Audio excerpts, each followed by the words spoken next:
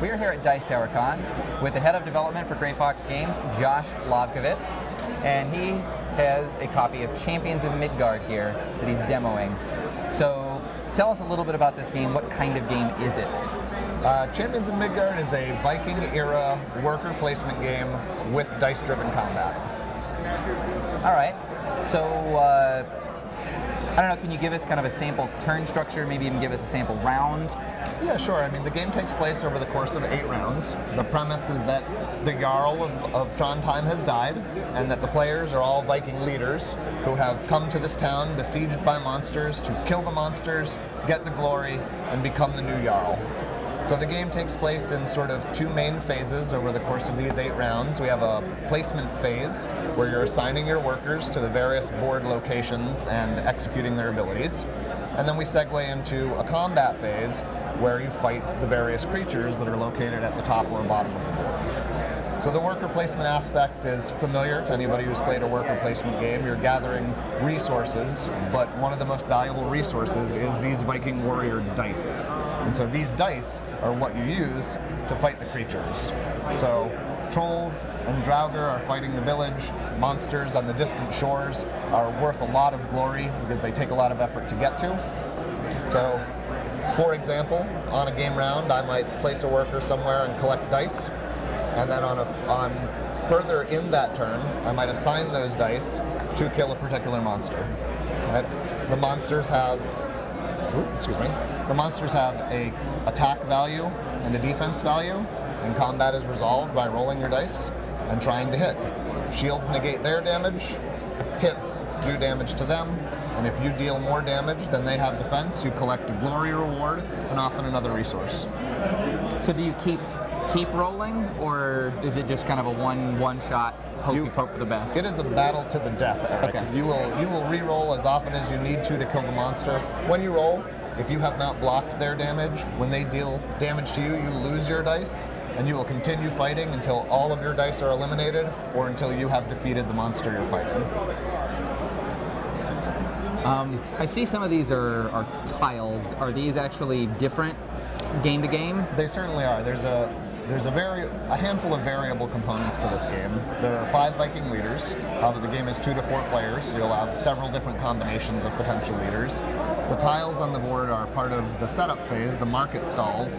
You have 4 military and 4 economic tiles, and based on the number of players, you'll use a fixed amount of each. So the setup of each game creates different scenarios that you can play through.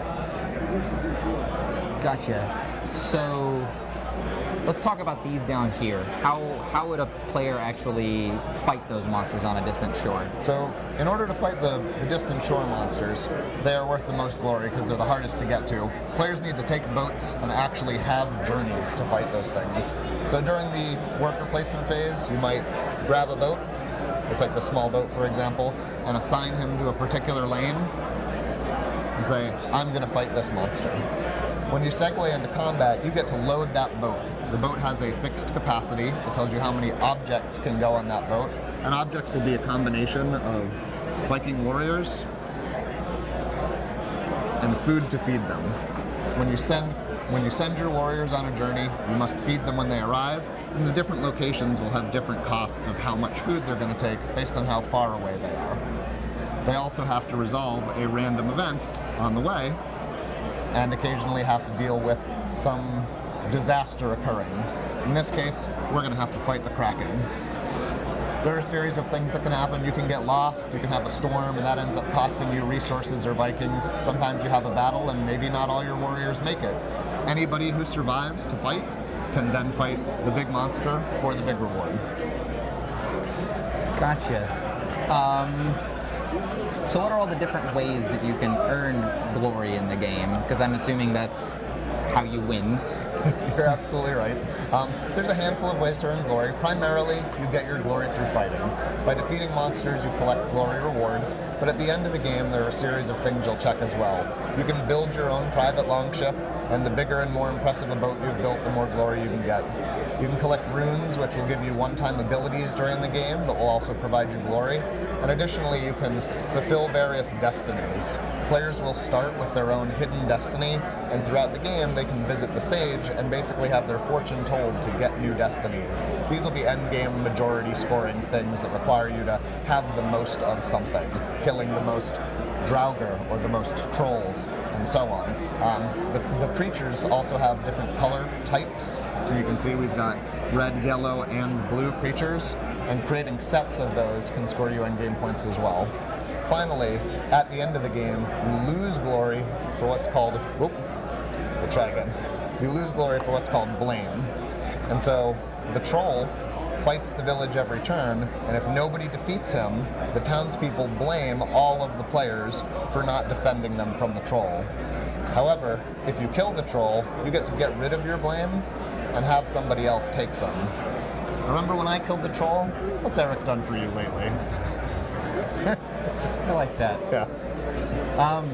This is actually really neat too. So what you're saying is if I take these and I get my fortune told, I'm actually kind of helping everybody else a little bit too, or at least one other person, because you said that's majority scoring. It's certainly possible that when players focus on getting one of something, they tend to not focus on getting other things, and so sometimes there's competition, sometimes it's intentional, sometimes it's unintentional, but with repeat plays and knowledge of what might be in there, you see a lot of tightness between players, seeing you hoarding something and going, well, maybe I can create competition for that player. Now, with dice-based combat, I know a lot of Euro players really dislike dice-based combat. Is there some way to kind of mitigate bad dice rolls? There absolutely is. We have these tokens which are favor of the gods. You gain the favor of the gods by killing the monsters that are on distant shores. You start with some. You can also go to the stave church and collect some. Favor of the gods will give you points at the end of the game, but for every one of these tokens you have, you can spend one and re-roll some or all of your dice in a round of combat. So you often have more control than a simple roll of the dice. Okay.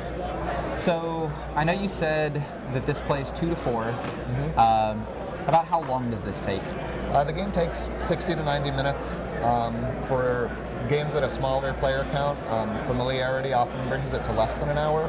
Rarely does the game go over that wide time frame, so it plays really fast and furiously. So if I wanted to pick up a copy of Champions of Midgard, how would I do that? Champions of Midgard is in production presently. We hope to have 150 copies for sale at Gen Con, and the rest will be shipping by boat for release shortly thereafter. So as soon as we have a firm release date, you'll be able to pick them up at your local game store, pre-order them from your favorite online retailer. So since this is in production, is this like a production copy of the game? Is this what it's going to look like? More or less. It's the pre-production factory prototype. The cards are done. The board is nearly finished. We've made slight graphical changes here and there, and of course the dice are still prototype components. The final components will be laser-etched dice, but for the most part, with the cardboard and paper components, what you see is what you get. All right. Well, thank you very much. That's all I got for you. Thanks so much.